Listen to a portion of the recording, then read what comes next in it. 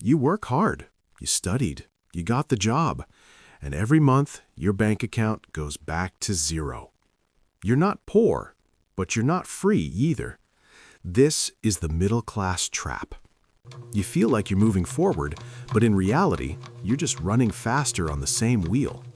You get a raise, and suddenly your lifestyle upgrades. Better phone, better house, better everything. But here's the trap. Your expenses grow exactly as fast as your income.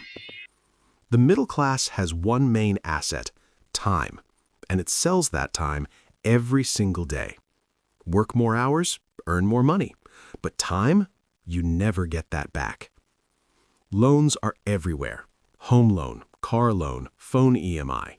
But every EMI locks your future income. You're not earning freely, you're already committed.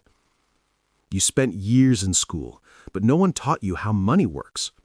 Most people focus only on saving money, but saving alone won't make you rich. Wealth comes from investing and growing money. The trap isn't your salary, it's the system you never questioned. But the moment you understand it, you can step out of it.